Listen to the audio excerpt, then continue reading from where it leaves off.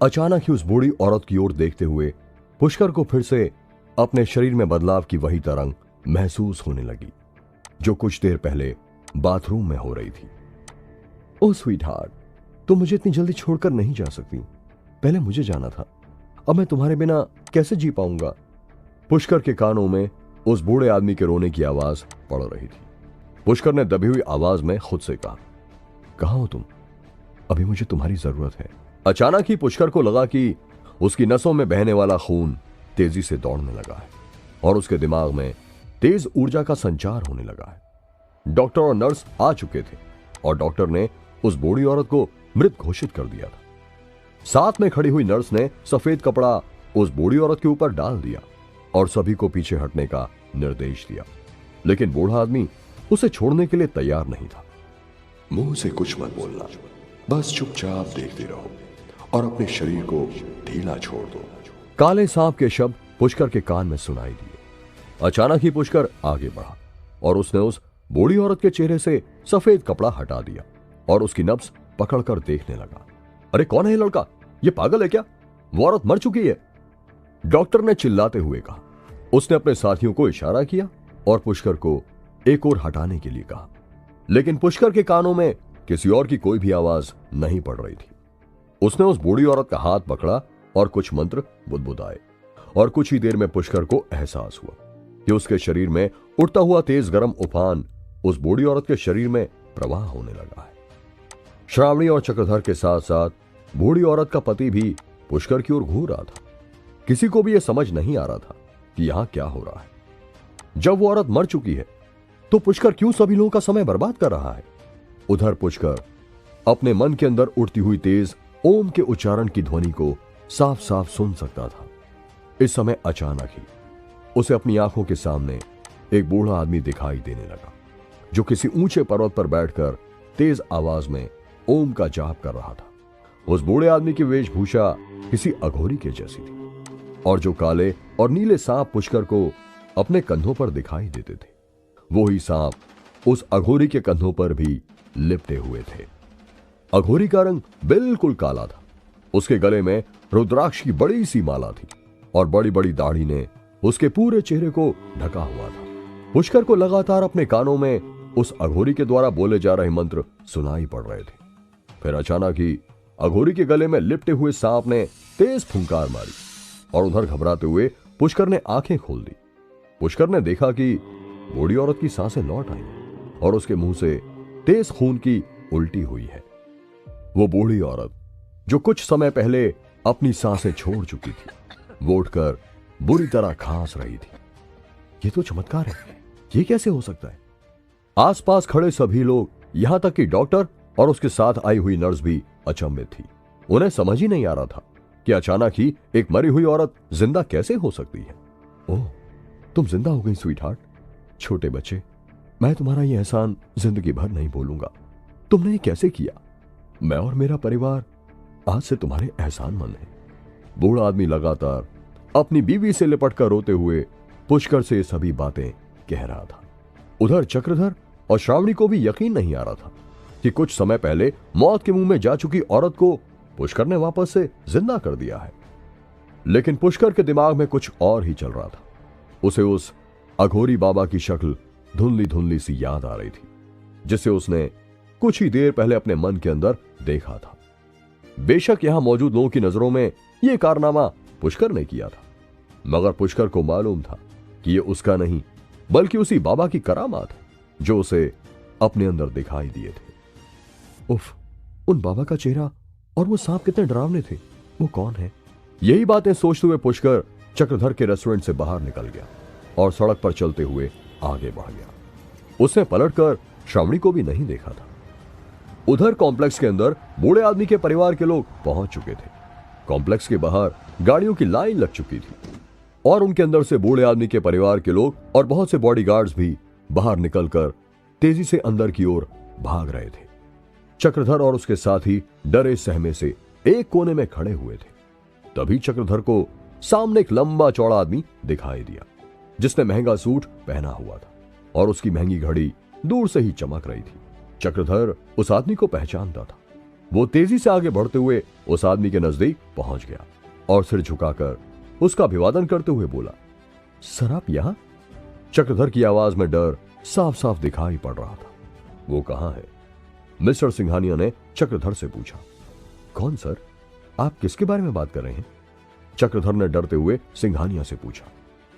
लेकिन जितनी जल्दी चक्रधर ने अपनी बात खत्म की थी, उतनी ही तेजी से उसके गाल पर एक जोरदार तमाचा पड़ चुका था। थप्पड़ के बाद चक्रधर की हिम्मत नहीं थी कि वो उसके आगे मिस्टर सिंघानिया से कोई और सवाल पूछ सके। और हां, थप्पड़ पड़ते ही चक्रधर को यह भी समझ आ गया था कि मिस्टर सिंघानिया किसके बारे में पूछ रहे हैं। इसलिए उसने उस कैबिन की ओर इशारा किया जहां वो बूढ़ा आदमी और उसकी बीवी मौजूद थे।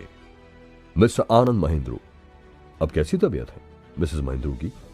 सिंघानिया ने कैबिन में पहुंचते ही सामने बैठे हुए बूढ़े आदमी से पूछा।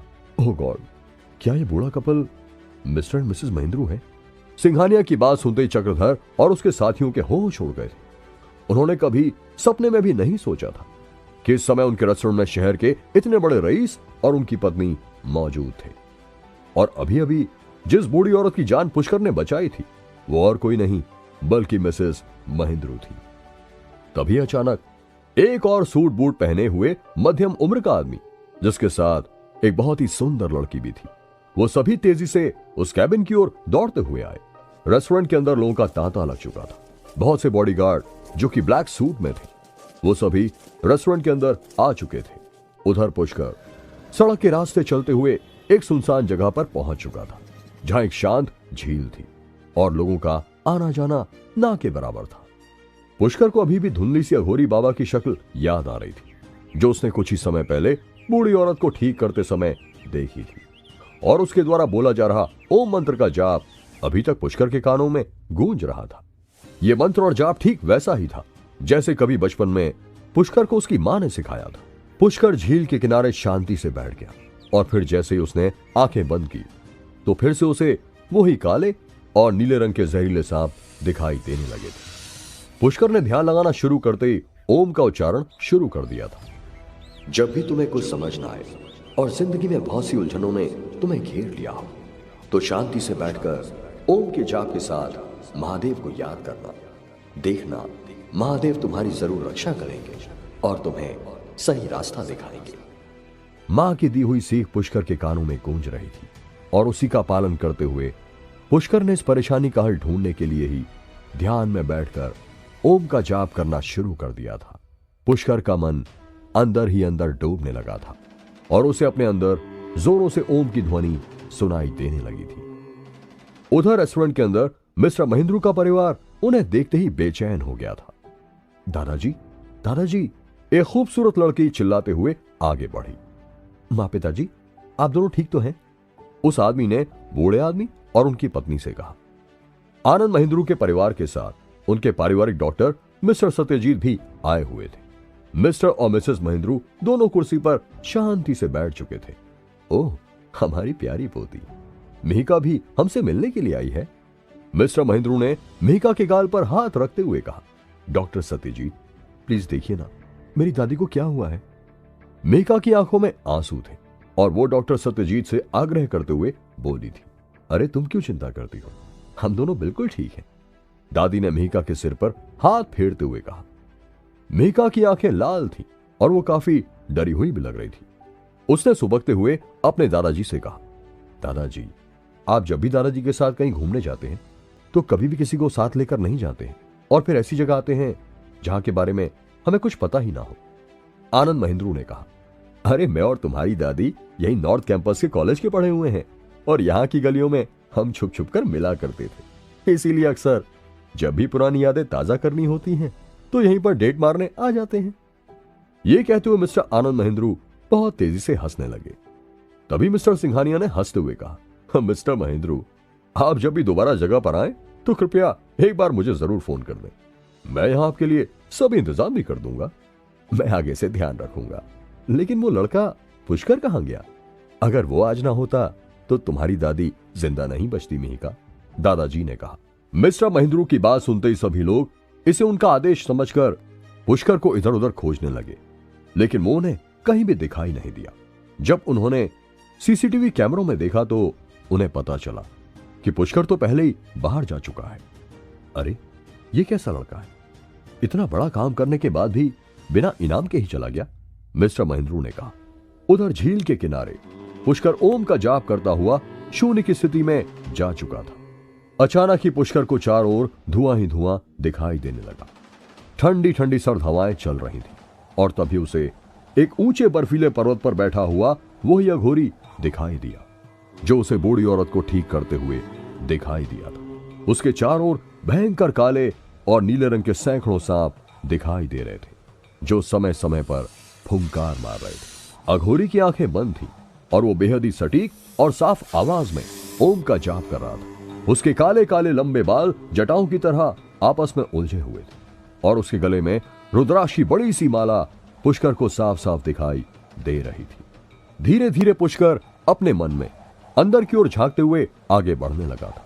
उसका अंतर्मन साफ साफ देख सकता था कि बर्फीले पर्वत पर बैठे उस अघोरी जैसे बाबा के गले में एक बहुत बड़ी नरमुंड की माला भी थी और उसका चेहरा दाढ़ी और मूंछों के बालों से ढका हुआ था।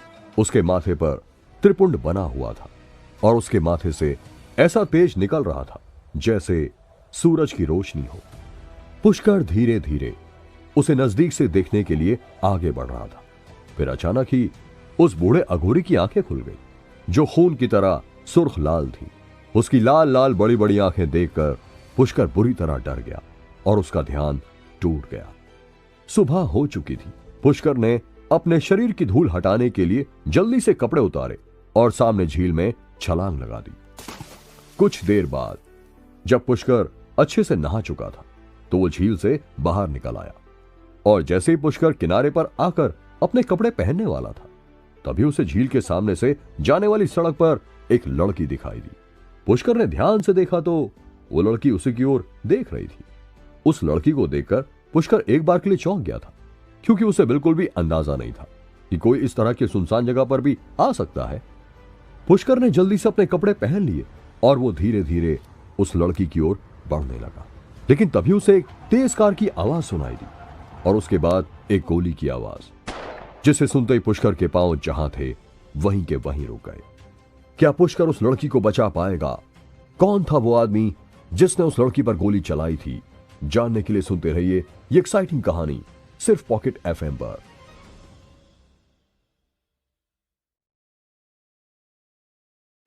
गोली लड़की की कमर में लग गई थी। उसने भागने की कोशिश की थी मगर ज्यादा दूर तक भाग नहीं सकी और गिर गई। ये कोई नॉर्मल लड़की तो नहीं हो सकती, पुष्कर ने कहा। पुष्कर ने देखा था कि गोली लगने के बाद भी वो लड़की कुछ दूर तक भागती हुई गई थी और वो चिल्लाई तो बिल्कुल भी नहीं, उल्टी वो गाड़ी के पीछे भागने लगी थी। लेकिन तभी पुष्कर ने देखा कि जिस गाड़ी के ड्राइवर ने उस लड़की को गोली मारी है वो लड़की को नीचे गिरा हुआ देखकर रुक गया है। उस गाड़ी में से एक आदमी निकल कर आया और उसने लड़की को उठाकर अपनी गाड़ी में डाल दिया। आगे बढ़ो, इंतजार किस बात का है? अचानक ही पुष्कर के कान के पास से आवाज आई। पुष्कर ने देखा कि उसके कंधे पर बैठा हुआ काला सांप उसे ही देख रहा है। तुम फिर आ गए, आखिर कौन हो तुम? वो सांप को देखते ही पुष्कर की हवाइयां उड़ गई थी। ये परिचय देने का समय है, पहले हमें उस लड़की की जान बचानी होगी। उस काले सांप ने कहा। नहीं, हम उस लड़की की जान क्यों बचाएंगे? तभी पुष्कर के कानों में दूसरी आवाज आई। उसने पलटकर देखा तो उसके दूसरे कंधे पर दूसरा नीले रंग का सांप था। पुष्कर हक्का बक्का रह गया था। वो बिल्कुल भी नहीं समझ पा रहा था कि ये दोनों सांप उसके कंधों पर क्यों बैठे थे और अचानक ही उस लड़की के लिए क्यों लड़ रहे थे। आप दोनों कौन हैं और मेरे कंधों पर क्यों बैठे हो? पुष्कर ने डरते हुए पूछा। तुम्हारे सवालों का जवाब देना हमारा काम नहीं है। इस समय जो मैं कह रहा हूं चुपचाप वो करो। काले सांप ने फुंकार मारते हुए कहा। लेकिन आप दोनों हैं कौन और क्यों मुझे परेशान कर रहे हो? मुझे डर लग रहा है, पुष्कर ने डरते हुए कहा। तुम्हें डरने की कोई जरूरत नहीं है, हम तुम्हारी रक्षा करने के लिए काफी हैं। काले सांप ने कहा। अरे वो तो इधर ही देख रहा है। तभी नीले सांप ने जोर से चिल्लाते हुए कहा और अगले ही पल पुष्कर ने सामने की ओर देखा कि उस आदमी ने अपनी बंदूक का मुंह पुष्कर की ओर करके गोली दाग दी है। मगर इससे पहले कि वो गोली पुष्कर को छू पाती, पुष्कर एक और हवा में उड़ गया और उस गोली के रास्ते से हट गया। पुष्कर हवा में कलाबाजी खाकर वापस जमीन पर आ चुका था और जैसे ही उसने पांव फिर से जमीन पर रखे, पुष्कर ने तेजी से एक पत्थर का टुकड़ा उठाया और पूरी जान लगाकर तेज गति से उस आदमी की ओर फेंक दिया। पुष्कर जानता था कि ये गोली से बचना और हवा में कलाबाजी वो नहीं, बल्कि उसके दोनों कंधों पर बैठे हुए उन सांपों की करतूत थी। अगर सही समय पर उसके सीधे कंधे पर बैठा हुआ काला सांप उसे एक और ना खींचता तो वो गोली से नहीं बच पाता। पत्थर का वो टुकड़ा हवा में गोली से भी तेज रफ्तार से गया और सीधे उस आदमी के माथे में घुस गया। वह पत्थर यही नहीं रुका, बल्कि उस छोटे से पत्थर ने गोली चलाने वाले आदमी के सिर को भेद दिया और उससे पार होकर दूसरी ओर की गाड़ी के शीशे को तोड़ता हुआ पार निकल गया। पुष्कर ने खुद को सामान्य करने के लिए तेजी से कुछ गहरी सांसें ली और फिर वो जल्दी से उस कार की ओर आगे बढ़ा। पुष्कर जानता था कि इस गाड़ी में कैमरा लगा हो सकता है, जिससे कि उसकी तस्वीर इस गाड़ी के मालिक या फिर इस आदमी के बॉस तक जा सकती है। इसीलिए उसे इस गाड़ी के रिकॉर्डिंग डिवाइस को नष्ट करना ही होगा। जैसे ही पुष्कर ने आगे बढ़ते हुए गाड़ी का पिछला दरवाजा खोला तो एक मासूम सा बदन उसकी ओर गिर गया। ये वो ही लड़की थी जो बेहोश हो चुकी थी। पुष्कर ने उस लड़की के मासूम चेहरे को देखा और पाया कि वो लड़की सचमुच बहुत ही खूबसूरत थी।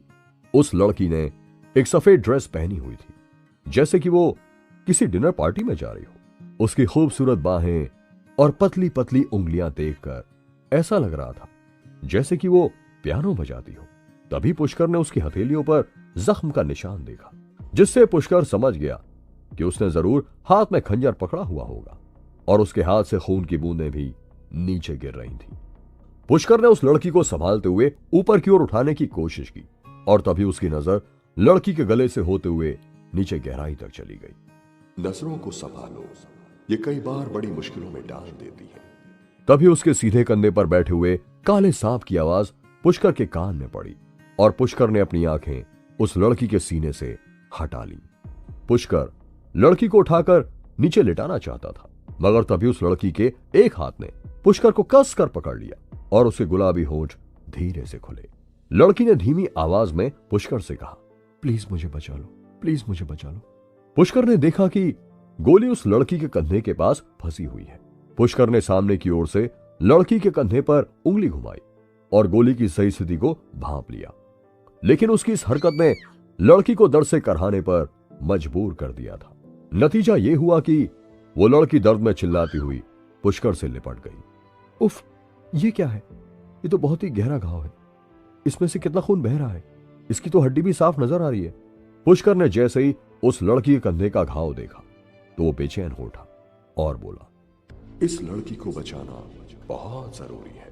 तुम अपने हाथों को बिल्कुल ढीला छोड़ दो। मुझे इसके शरीर से एक गोली निकालनी होगी। पुष्कर को परेशान होता देखकर काले सांप ने कहा, ठीक है। पुष्कर ने कहा और फिर उसने अपने हाथों को बिल्कुल ढीला छोड़ दिया। जैसे ही पुष्कर ने अपने हाथों को ढीला छोड़ा तो उसका सीधा हाथ अपने आप उठा और उसकी दो उंगलियां लड़की के कंधे पर गोली से किए हुए घाव में घुस गई और फिर कुछ ही देर में सांप ने पुष्कर की उंगलियां इस्तेमाल करके लड़की के कंधे से गोली बाहर निकाल दी। लेकिन लड़की इस दर्द को सहन नहीं कर पाई और बेहोश हो गई। इसका बहुत खून बह रहा है। अगर ऐसे इसका खून बहता रहा तो ये मर भी सकती है। पुष्कर ने कहा, उन झाड़ियों की ओर चलो, मुझे उधर कुछ जड़ी बूटियों की महक आ रही है। सांप ने कहा। पुष्कर झील के किनारे पर उगी हुई झाड़ियों की ओर चल पड़ा। झाड़ियों के बीच में पहुंचते ही सांप ने फुंकार मारते हुए चारों ओर देखा और पुष्कर से कहा, वो जो नीले रंग के छोटे छोटे पौधे तुम्हें उस पत्थर के चारों ओर दिखाई पड़ रहे हैं, उन्हें उखाड़ लो। काले सांप के कहते ही पुष्कर आगे बढ़ा और उसने वो नीली पत्तियों वाले पौधे उखाड़ लिए और फिर वो वापस उसी लड़की के पास आ गया। इन्हें रगड़कर इसके घाव पर अच्छे से लगा। इससे खून भी रुक जाएगा और कुछ ही देर में इसे होश भी आ जाएगा। काले सांप ने कहा। ये सभी काम करने के बाद पुष्कर तेजी से गाड़ी में घुसा और उसके अंदर से कैमरा और उसकी रिकॉर्डिंग नष्ट कर दी। जब पुष्कर वापस से लड़की के पास पहुंचा तो उसने देखा कि लड़की ने करवट ली है, लेकिन उसने अभी तक अपनी आंखें नहीं खोली। पुष्कर कुछ देर तक उसके चेहरे को देखता ही रह गया। वो सचमुच बहुत ही ज्यादा खूबसूरत थी। अचानक ही उस लड़की की आंखें खुल गईं और उसने पुष्कर को अपने सामने देखते ही उससे पूछा, थैंक्स, लेकिन क्या मैं जान सकती हूं कि आप कौन हैं? It's just a coincidence. मैंने तुम्हारी जान बचा दी है, अब मुझे जाना है। Hope we will never meet again. ये कहते हुए पुष्कर लड़की को उसी स्थिति में छोड़कर वहां से चल पड़ा, क्योंकि वो किसी भी मुसीबत में नहीं पड़ना चाहता था। पुष्कर वापस शहर में आ चुका था और इस समय वो बहुत भूखा था, इसलिए वो एक रेस्टोरेंट में पहुंच गया जो उसके कॉलेज के बाहर ही था। रेस्टोरेंट में बैठते ही पुष्कर ने सामने खड़े हुए वेटर को बुलाया और उसे खाने का ऑर्डर दे दिया और फिर वो उन्हीं बाबा और सांपों के बारे में सोचने लगा। पुष्कर की भूख पहले से बहुत ज्यादा बढ़ चुकी थी, क्योंकि उसके अंदर वो अकेला नहीं था। वो दृश्य अभी तक पुष्कर की आंखों के सामने घूम रहा था। वो बर्फीले ऊंचे ऊंचे पहाड़ और उनके ऊपर शांति से बैठे हुए वो अघोरी बाबा। पुष्कर अपने ही ख्यालों में डूबा हुआ था कि तभी एक दुबली पतली सी लड़की उसके सामने आकर बैठ गई और इतने में ही उसका दिया हुआ ऑर्डर भी वेटर ने लाकर टेबल पर रख दिया। पुष्कर अपने सामने रखे हुए खाने को देख ही रहा था कि तभी उसके कानों में एक पतली सी मधुर आवाज पड़ी, ओह डार्लिंग, आप भी ना, पता नहीं इतना कम क्यों खाने लगे हो? ये देखो, यहाँ की स्पेशल डिश रसमलाई तो आपने ली ही नहीं। पुष्कर ने उस लड़की की आवाज सुनते ही उसकी ओर घूर कर देखा। पुष्कर ने उसे पहले कभी नहीं देखा था, और अगर देखा भी था तो इस समय उसे बिल्कुल भी उसकी शक्ल याद नहीं आ रही थी। लेकिन वो लड़की ऐसे बर्ताव कर रही थी कि जैसे वो उसका हस्बैंड हो।